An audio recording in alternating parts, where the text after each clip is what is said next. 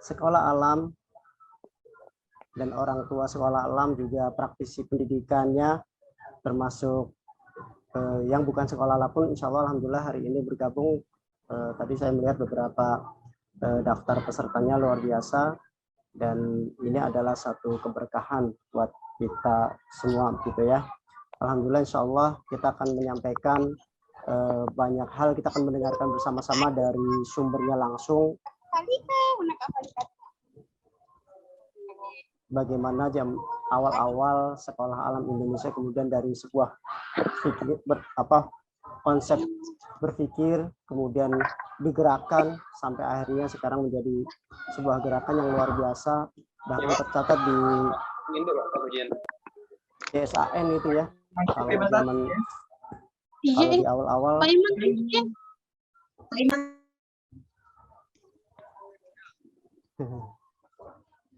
kalau di awal-awal tahun 1998 sekolah alam berdiri, kemudian sekarang tercatat di jaringan sekolah alam Nusantara sudah banyak sekali, dari Sumatera, Jawa, kemudian Kalimantan dan lain sebagainya. Itu sudah luar biasa, sudah menjadi gerakan bersama, dan alhamdulillah insya Allah hari ini kita akan mendengarkan bersama-sama begitu bagaimana sih awalnya ketika sekolah alam berdiri, kemudian orang tua yang kemudian bergabung sampai akhirnya ya hari ini juga kita akan mendengarkan salah dua berarti ya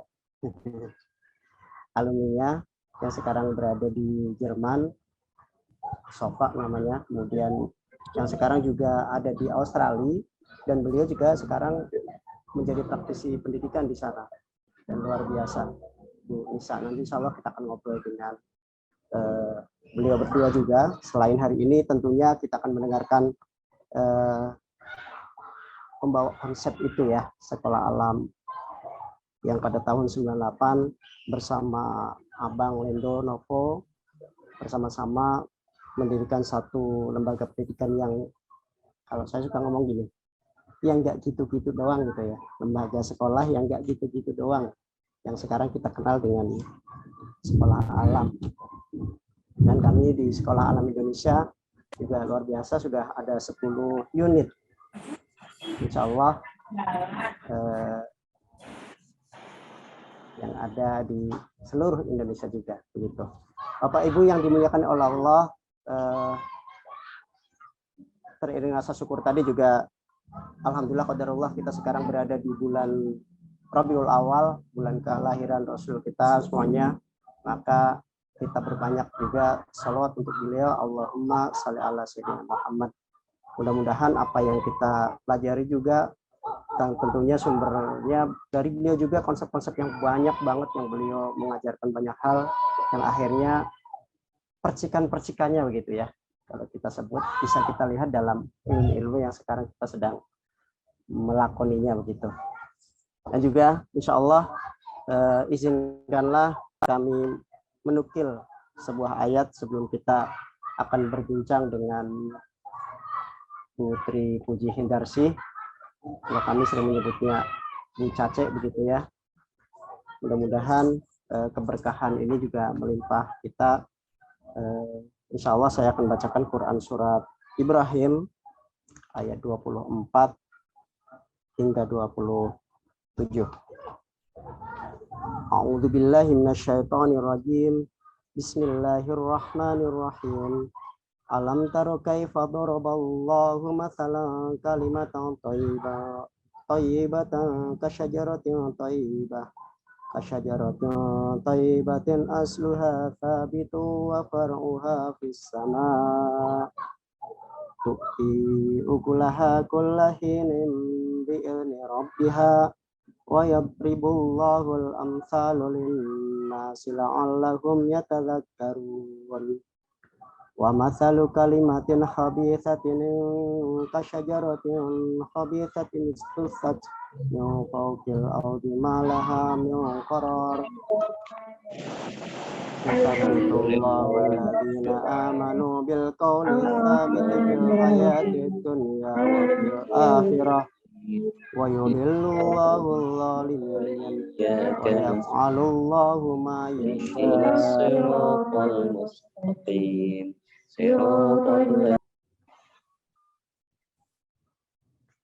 Dan tidakkah kamu memperhatikan bagaimana Allah telah membuat perumpamaan kalimat yang baik seperti pohon yang baik, akarnya kuat dan cabangnya menjulang ke langit. Pohon itu menghasilkan buahnya pada setiap waktu dengan seizin Tuhannya, dan Allah membuat perumpamaan itu untuk manusia agar mereka selalu ingat. Dan perumpamaan kalimat yang buruk seperti pohon yang buruk yang telah dicabut akar-akarnya dari permukaan bumi, tidak dapat tetap tegak sedikit pun. Allah meneguhkan iman orang-orang yang beriman dengan ucapan yang teguh dalam kehidupan di dunia dan di akhirat, dan Allah menyesatkan orang-orang yang zalim, dan Allah berbuat apa yang Dia kehendaki. Shadaqallahul Azim, maha benar Allah dengan segala firman-Nya. Mudah-mudahan kalau saya melihat, mudah-mudahan ini bagian dari konsep kebaikan, perkataan-perkataan yang baik yang muncul dari para guru, yang ketika konsep ini digulirkan, kemudian kita lihat kalau sebut ini adalah sebuah hasil begitu ya, buahnya ada sofa yang sekarang ada di Jerman, ada Nisa yang sekarang di Australia. Kalau ini disebut sebuah buah dari sebuah konsep yang baik, insya Allah memudahkan ini adalah amal jariah dan ketetapan Allah yang baik buat kita semuanya. Baik Bapak Ibu, Bapak Ibu yang dimuliakan oleh Allah, insya Allah kita sapa dulu Bu Cace. Sudah hadir Bu Cace? Assalamualaikum. Waalaikumsalam warahmatullahi wabarakatuh. Di sana jam berapa Bu Cace? Jam 9. Oh, jam 9 pagi. Masih dingin. Ini masih dingin. Ini luar biasa, bumi Allah yang luas yang kemudian kita pertemukan dalam satu ruang yang sama-sama kita akan ngomongin suatu hal yang baik. Inilah Bu Tri Puji Indarsi, sebelum beliau menyampaikan apa yang menjadi konsep pemikirannya begitu yang menjadi kebaikan, menjadi gerakan, kita lihat dulu yang satu ini.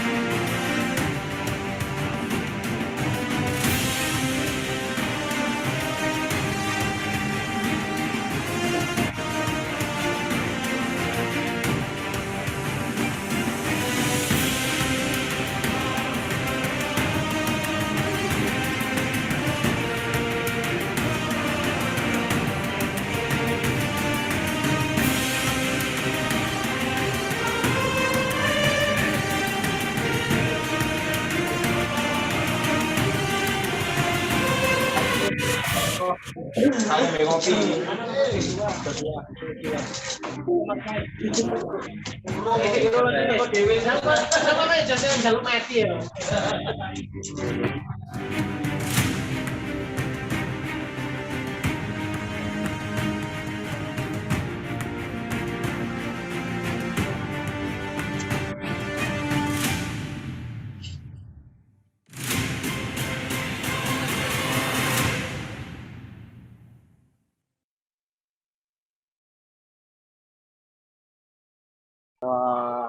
Buku ini tadi juga muncul di video tadi ya. Ini adalah buku yang luar biasa. Mungkin juga dalam buku ini yang akan Bu Cace hari ini ceritakan ke kita. Tadi kalau kita lihat profil Bu Cace, guru pembelajar, guru petualangan, guru karakter, wah luar biasa. Dan dari salah satu konsep banyak hal dari Sekolah Alam Indonesia yang akhirnya Sekolah Alam juga sekarang banyak banget di seluruh Indonesia. Maka yuk kita dengarkan apa sih yang menyebabkan beliau pengen bikin sekolah alam dan lain sebagainya. Silakan Bu Cace. Ya, bismillahirrahmanirrahim. Assalamualaikum warahmatullahi wabarakatuh. Waalaikumsalam warahmatullahi wabarakatuh. Alhamdulillah. Bapak Ibu di seluruh penjuru sekarang berarti ya. Saya coba dari semua penjuru nih. Ternyata ada yang dari wilayah Indonesia Barat bagian timur berarti ya. Atau ada wilayah Indonesia Timur. Ya, berarti kita bertemu dengan rekan-rekan pejuang, baik itu sebagai orang tua atau juga sebagai guru atau juga sebagai praktisi pendidikan di berbagai wilayah untuk sama-sama kita coba bahas gitu apa yang melatar belakangi dan juga terus menginspirasi dari konsep pembelajaran di sekolah alam, insya Allah. Jadi semua coba sama-sama nih kita belajar lagi membahas kembali bahwa sekolah alam itu adalah sesuatu konsep pembelajaran, gagasan yang terus-menerus bisa kita upgrade gitu ya, terus bisa kita bahas insya Allah. Boleh sambil di-share slide-nya Pak Haris? Pak Haris kah yang share slide-nya? Insya Allah ya. Ya, hari ini kita cerita tentang konsep pemikiran ke gerakan pendidikan. Jadi dari awalnya berdiri sekolah alam itu yang ada adalah diskusi tentang konsep, diskusi tentang ide pembelajaran, pengajaran yang akan kita berikan kepada para siswa waktu itu, yang kita diskusikan terus-menerus intens gitu, sampai akhirnya terwujud dalam proses pembelajaran yang dilakukan oleh para guru, termasuk saya guru waktu itu, untuk siswa kita semuanya, dan itulah yang mungkin dirasakan oleh yang sekarang menjadi alumni, sudah menjadi alumni dan ikut bicara nanti sebagai sebuah konsep pemikiran. Akhirnya terbentuk bahwa sekarang sekolah alam bukan milik satu lembaga, tapi milik banyak lembaga yang akhirnya menjadi terwujud menjadi gerakan pendidikan. Nah, apa sih yang kita sebut sekarang kalau di SAI kita sering mengedepankan kata-kata mainku bukan main-main. Apa yang dimaksud dengan mainku bukan main-main? Nah, ini yang seru dari bermain versi kita. Dari konsep pemikiran ke gerakan pendidikan. Lanjut slide-nya. Terakhir kita gaungkan Join Our Education Movement Program, JAM. Mengajak semua orang, mengajak banyak institusi, banyak lembaga, kalau kita mau join, kalau kita mau bergabung dengan konsep ini, dengan gerakan ini, ayo kita join. Baik itu sebagai orang tua ya. Jadi kalau kita seleksi ini, gerakan pendidikan ini, hanya sebagai orang tua murid Sekolah Alam Indonesia, itu sedikit. Tadi seperti yang Pak Haris bilang, 10 unit gitu ya. 10 unit dengan jumlah orang tua paling banyak, 2.000, 2.500 sampai 3.000 orang tua. Itu jumlahnya terbatas. Tapi kalau kita gabungkan itu dengan semua sekolah yang ada, menjadi mewujud dalam banyak institusi, dalam banyak gerakan, insya Allah JAM ini menggambarkan sebuah proses education movement yang berawal dari sekolah juga menuju ke rumah, menuju ke keluarga, menuju ke masyarakat, kemudian membentuk menjadi gerakan pendidikan. Insya Allah, amin. Jadi ada banyak yang ingin kita ajak untuk masuk dalam gerakan pendidikan kita. Dulu Bang Lendo pernah menyampaikan ke saya di fase-fase awal gitu ya, bahwa bangsa yang maju adalah bangsa yang dekat dengan alamnya dan juga dengan penciptanya. Kita bahas waktu itu yang menjadi landasan kita, kenapa kita harus membahas alam ini lebih dalam. Slide berikutnya. Itu tentang udah belum ikutan ini? Tentang kedekatan kita yang harus kita bangun dengan alam itu. Nah, ini di banyak sesi berikutnya adalah kita harus bangun bahwa alam juga adalah makhluk Allah yang tidak pernah keluar dari garis kudrohnya ya, garis keteraturannya, garis takdirnya begitu ya. Jadi kalau memang ada sesuatu yang kita lihatnya kok seperti bencana dan sebagainya, itu itu masih menjadi bahan dari pembelajaran kita. Di dalam surat Ali Imran ayat 191. A'udzubillahi minasyaitonirrajim. Inna fi khalqis samawati wal ardi wa ikhtilafil laili wan nahari la ayatil liulil albab. semua itu, pergantian siang dan malam, adanya penciptaan langit dan bumi, itu adalah menjadi bekal bagi orang-orang ulul albab, orang-orang yang ingin mengambil pembelajaran dan membangun menjadi kecerdasannya. Alladzina yadhkurunallaha qiyaman wa qu'udan wa 'ala junubihim wa yatafakkaruna fi khalqis samawati wal ardh. Orang yang terus membicarakan, mentadakur gitu, mentafakur gitu semua penciptaan itu dan masuk menjadi orang-orang yang terus menegakkan, mentafakuri makna yang ada di dalam.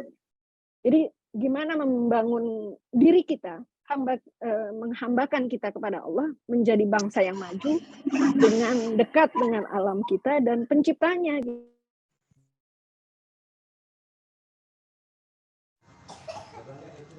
Maaf, dari tadi saya belum bicarakan. Masya Allah. Di dalam surat Ali Imran tadi menggambarkan bahwa semua kita menjadi orang-orang yang dekat dengan alam, karena alam adalah makhluk Allah, dan sekaligus dekat dengan penciptanya, dan jalannya adalah mentafakur makna yang ada di dalamnya. Jadi yang kita bangun bukan hanya sekedar jalan-jalan gitu, tapi jalan kita bukan hanya sekedar jalan-jalan.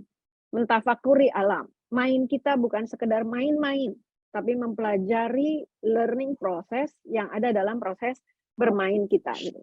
Insya Allah dengan main kita yang bukan main-main tadi, kita makin dekat dengan alam kita dan pencipta kita insya Allah. Dan dengan jalan kita yang bukan hanya sekedar jalan-jalan, itu makin dekat kita dengan alam kita dan pencipta kita insya Allah. Ini nggak jauh-jauh ya, dulu Bang Beno ngomongnya cuma begitu aja tuh ya, bangsa yang maju adalah bangsa yang dekat. Tapi bagaimana proses kita untuk mendesain proses belajar yang harus terus-menerus ditambah, di-upgrade. Slide selanjutnya adalah menggambarkan 3 hal. Ini yang dulu kita sering sampaikan gitu. Sekolah alam itu mahal nggak sih? Gitu. Kan sekolah alam itu harusnya murah gitu. Kalau saya sekarang bicara nggak ada sekolah alam yang murah gitu. Tetapi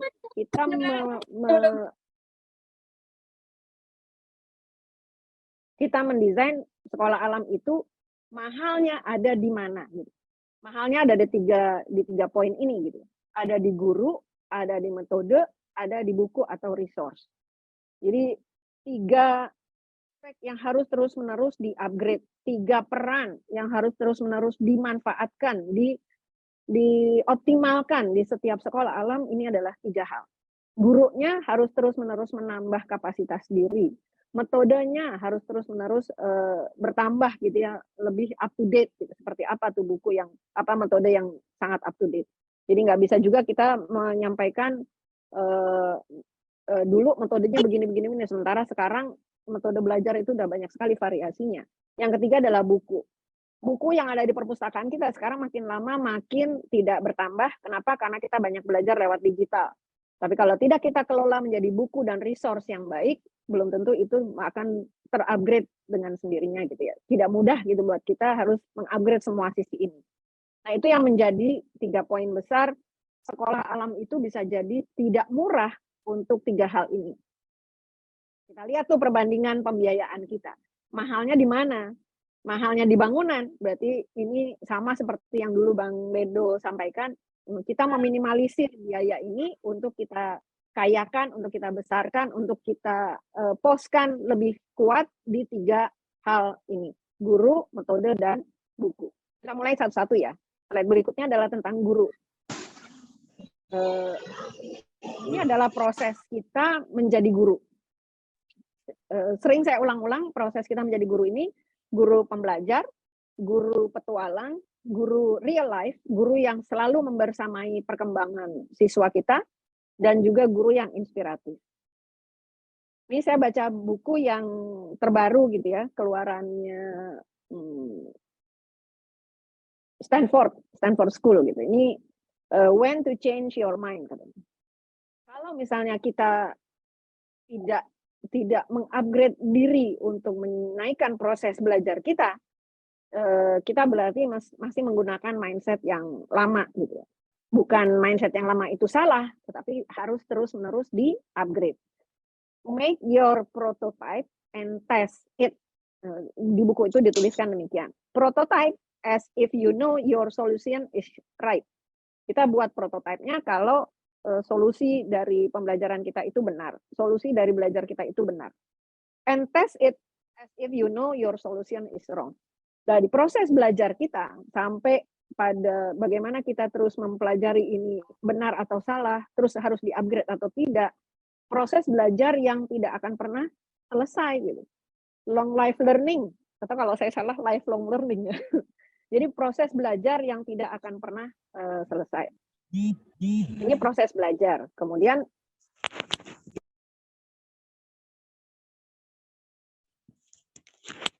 maaf saya selalu di mute nih.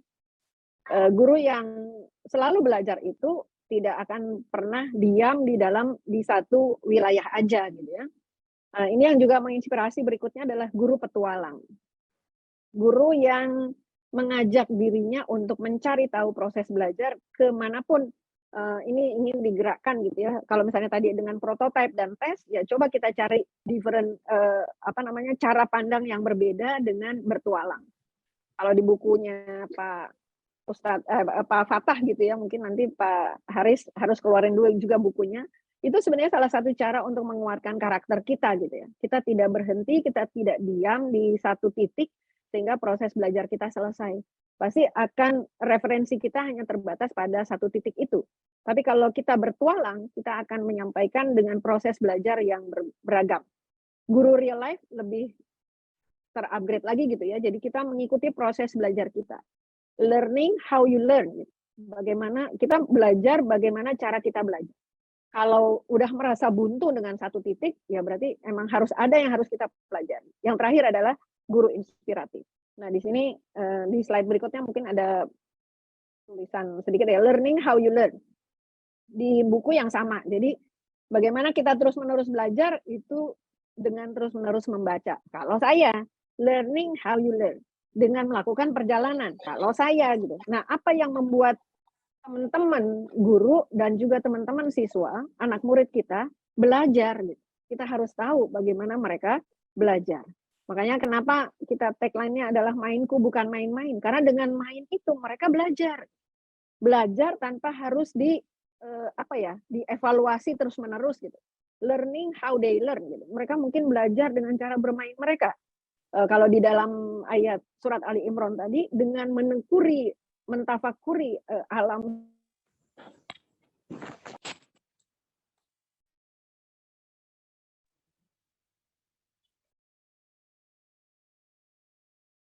tafakurilah ayat-ayat Allah gitu. Jadi learning how you learn. Cari poin kita bagaimana cara kita belajar. Nah, di Sekolah Alam Indonesia kita kuatkan itu mainku bukan main-main. Karena dengan bermain itu siswa kita semuanya melakukan proses pembelajaran gitu.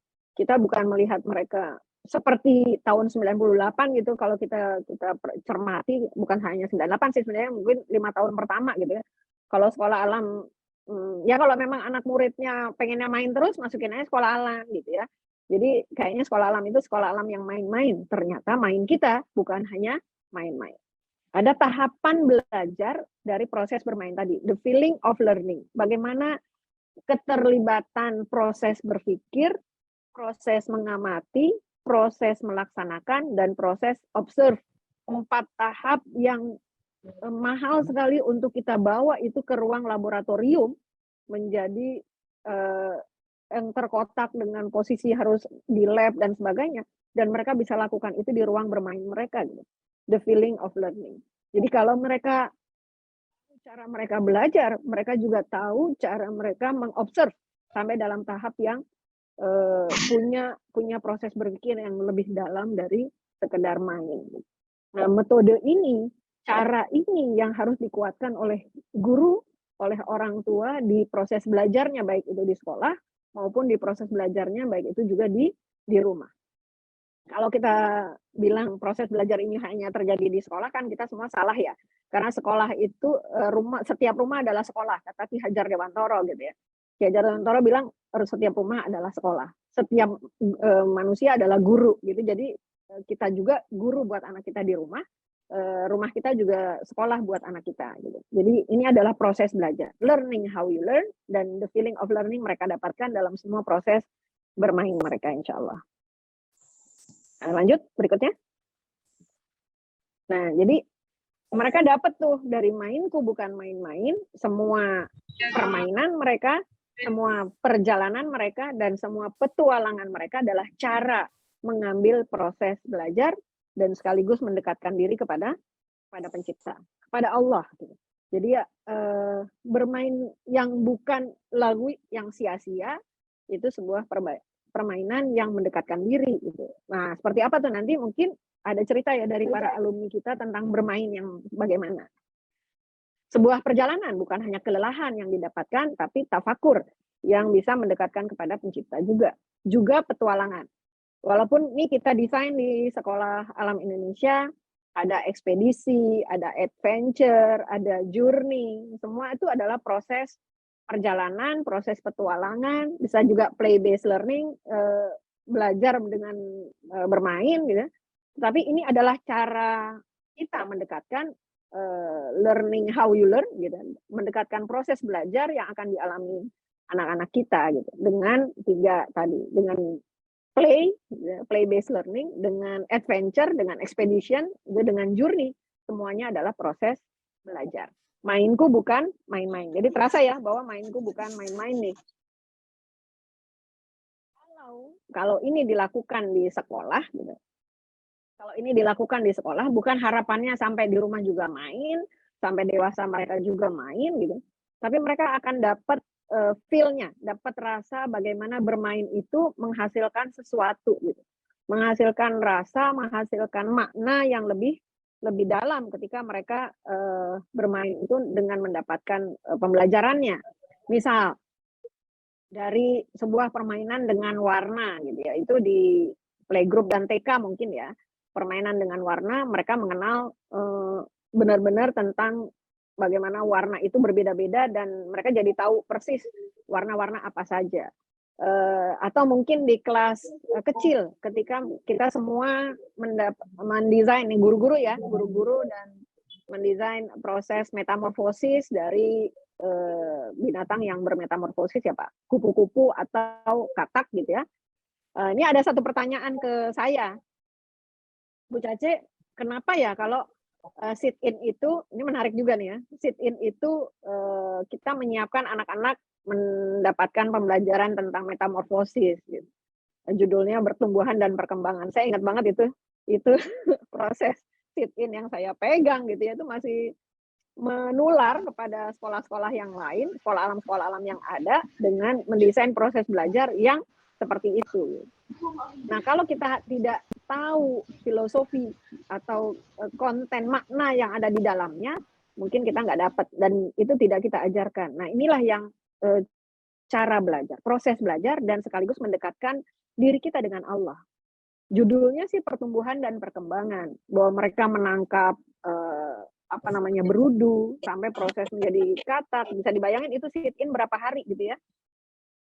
Salah satu contoh misalnya ketika anak yang sit in ini gitu, misalnya pulang ke rumah ditanyain gitu ya tentang tadi belajar apa di sekolah, dia tidak akan pernah bisa cerita bahwa dia belajar sesuatu.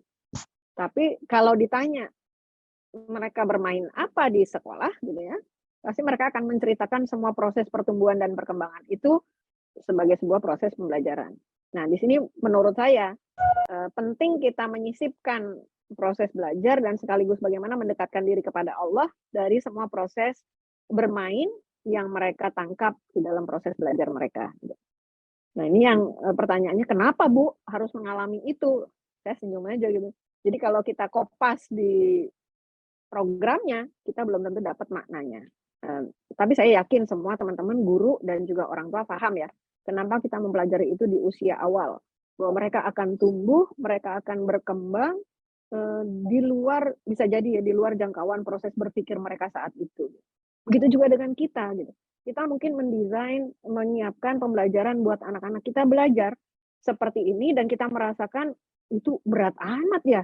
Anak SD kelas kecil udah belajar begini. SMP yang mereka sudah melakukan perjalanan yang begitu jauh, menyiapkan anggarannya dan sebagainya, berat benar gitu, SMP udah belajar begini begini begini. Nah, yang kita siapkan sekarang mungkin kita melihatnya sebagai orang dewasa berat buat mereka. Tapi kalau ini kita siapkan dengan project based, apa sekarang kita pakai project based learning, mereka akan belajar maknanya sekaligus. Bahwa ini kita siapkan untuk mereka dewasa kelak. Jadi semua permainan, perjalanan dan petualangan adalah cara kita mengambil proses belajar, mendekatkan proses belajar itu kepada mereka sendiri, sekaligus mendekatkan diri kepada penciptanya. Jadi kita mungkin dengan petualangan itu mereka tahu bagaimana cara belajar gitu. Jadi mainku bukan main-main, jalanku bukan jalan-jalan, perjalananku bukan sekedar perjalanan biasa. Nah, ini yang harus kita siapkan kepada siswa kita gitu ya. Jadi lebih dalam lagi daripada pembelajaran gitu, sedang menyiapkan proses bermainnya. Nah, ketika mereka lewat gitu ya fase ini, di situ kalau kita masuk ke dalam slide yang awal-awal tadi, kita kembalikan ke slide yang awal, itu kita tahu when to change your mind. Jadi ada anak, ada guru yang memang nggak mau lebih dari itu gitu. Udah saya mau menyiapkannya main ini aja gitu, tanpa menyisipkan makna. Kita belum tentu menyiapkan anak kita untuk lebih dapat feel-nya gitu, dapat refleksinya dari semua permainan yang mereka lakukan. Atau setelah perjalanan, kan udah semua capek melakukan perjalanan 5 hari, adventure ke sama tentang tema tertentu gitu ya. Tapi kita lupa mengambil feedback-nya, mengambil refleksi buat anak-anak kita, mungkin karena perjalanan itu sudah melelahkan, belum lagi membereskan alat-alat dan sebagainya, wahai para guru dan para orang tua, kita lupa nih mengambil proses belajar. Ini yang kita belum tentu sisipkan, when to change your mind. Jadi kita belum akan melihat bahwa mereka udah selesai nih dengan proses belajar yang ini. Oh, berarti kemarin ya ketika aku menyiapkan pendanaan untuk untuk petualangan adventure ke Kebumen, kita dapat ya begini. Jadi mereka menyiapkan dari proses belajar yang jauh sebelum pelaksanaan journey-nya itu sendiri, gitu, adventure-nya sendiri. Tapi mereka udah mengambil proses belajarnya lebih dalam. Nah, ini yang jangan sampai kita lupa untuk merefleksikan semua proses yang tadi kita siapkan dengan main-main tadi, sampai mereka dapat tentang refleksinya dari untuk mereka sendiri. Karena setiap siswa beda-beda timingnya, beda-beda waktunya. Nah, guru dan orang tua perlu mencermati kapan kita akan klik mengambil proses belajar ini. Setiap siswa akan menjadikan ini bekal buat mereka ketika kehidupan mereka besar kelak. Jadi kembali lagi bahwa inti belajar kita di sekolah alam sebenarnya adalah ini gitu ya, bermain, berjalan, melakukan perjalanan dan bertualang, tetapi semuanya adalah proses belajar. Jangan lupa ini juga termasuk proses belajar di dalam kelas ya, sharing makanan, sharing cerita, storytelling setiap pagi dan sebagainya, itu adalah proses belajar juga. Jadi ini semua yang harus kita dekatkan kepada anak-anak murid kita adalah bagaimana mengambil hikmah, mengambil refleksi dari semua proses ini. Di slide yang berikutnya, yang terakhir ini kalau nggak salah, sebelum slide yang penutup, personal project. Di buku yang tadi diceritakan, you are born into a life with all sorts of constraints on it. Jadi sesungguhnya apa yang sedang kita desain itu adalah setting guru, desain guru, makanya guru adalah learning designer, dan itu lebih penting dari fasilitas. Fasilitator itu lebih penting dari fasilitas. Kenapa? Karena dia learning designer. Dia yang mendesain proses belajar itu.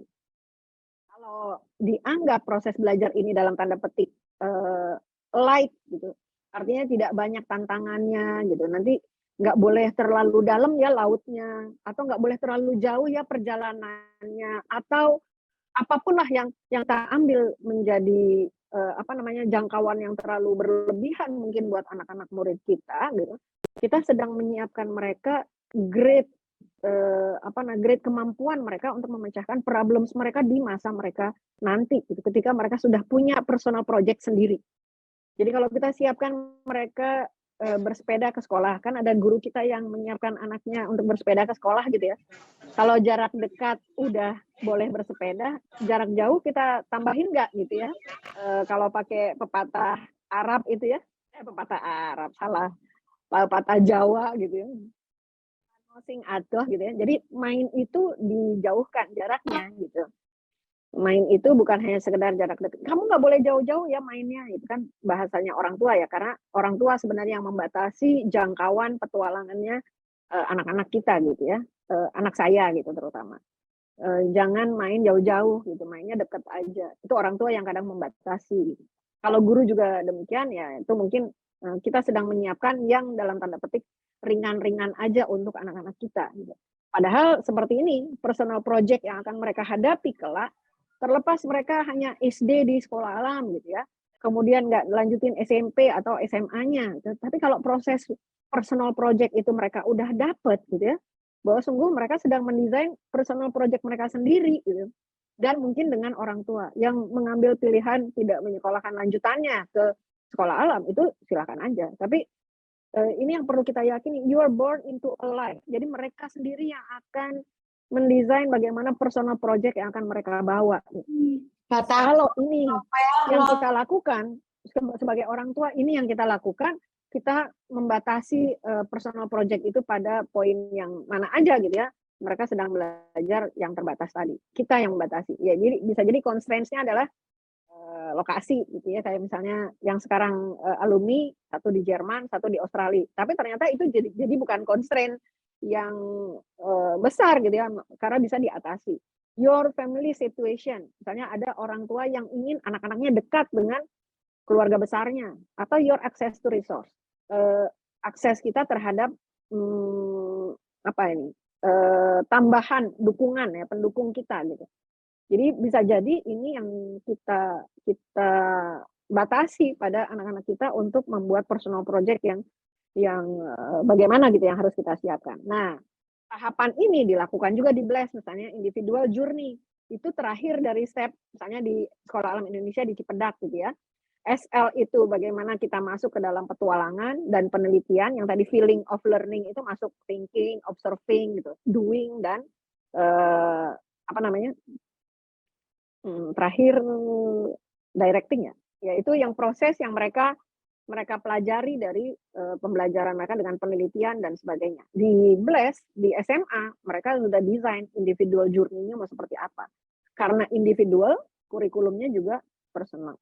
Individual juga. Jadi personal project ini tidak bisa dibandingkan dengan siswa yang lain. Pasti dibandingkan oleh diri mereka sendiri. Gitu. Nah ini yang justru di dalam kehidupan nyata, di dalam kehidupan dilepas sekolah alam, dilepas mereka belajar dengan bersama, didampingi orang tua, didampingi oleh tadi geografi yang nyaman dan sebagainya, family situation yang juga nyaman, dan kemudian semua akses resource itu difasilitasi. Nah di luar itu mereka punya personal project masing-masing.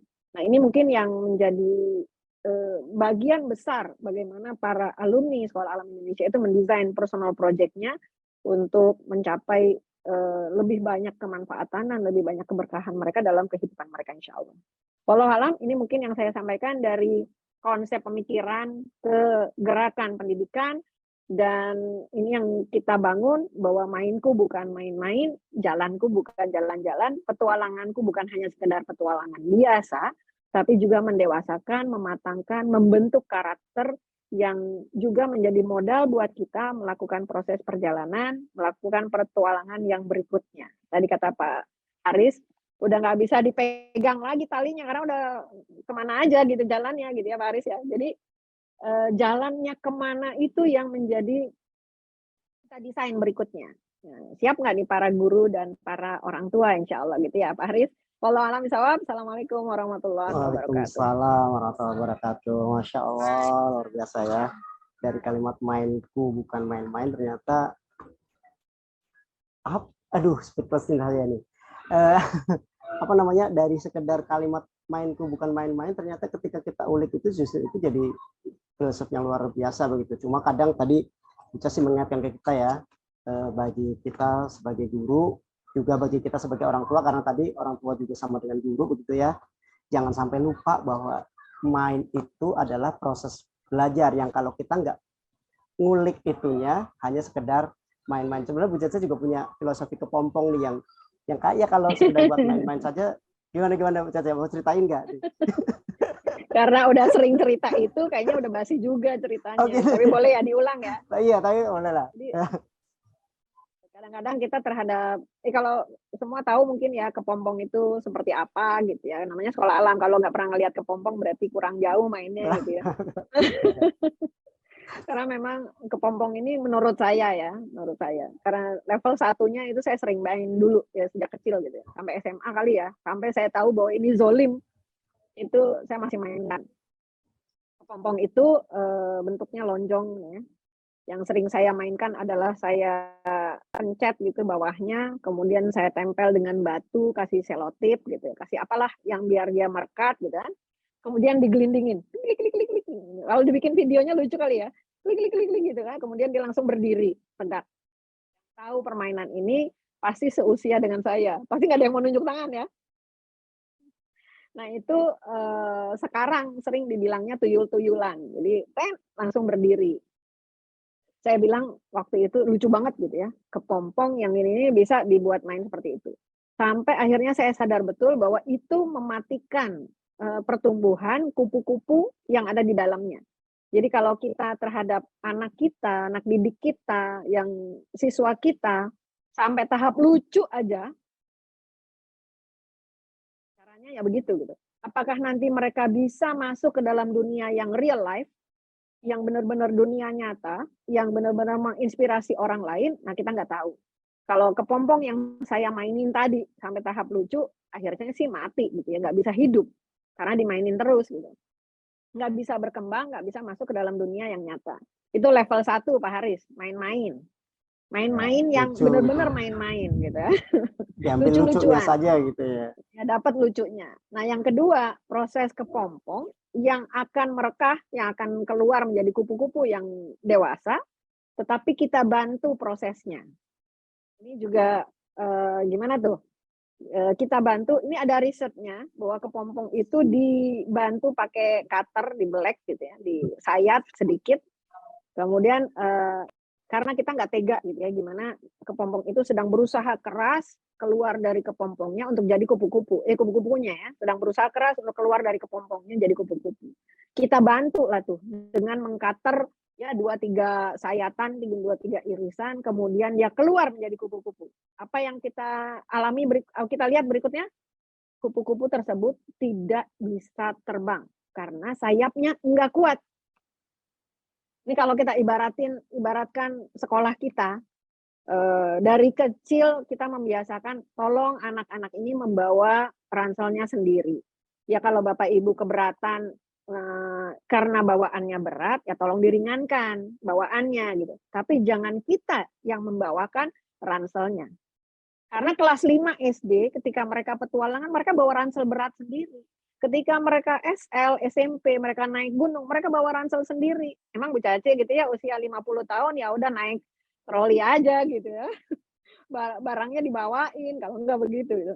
Nah, ini buat saya apa yang kita bantu itu kita yang akan merasakan hasilnya nanti. Jadi suatu saat mereka nggak bisa terbang seperti yang digambarkan tadi kupu-kupu yang dibantu proses keluarnya dari kepompong. Jadi yang memang yang paling baik itu yang alamiah. Cuman kita nggak tahu nih proses yang alamiah itu kayak gimana. Apakah yang kita desain dengan sedikit ringan itu alamiah? Ternyata enggak gitu ya. Kalau misalnya di sini itu di sini ya di dekat rumahnya anak saya, tempat cucu saya bermain itu banyak playground. Banyak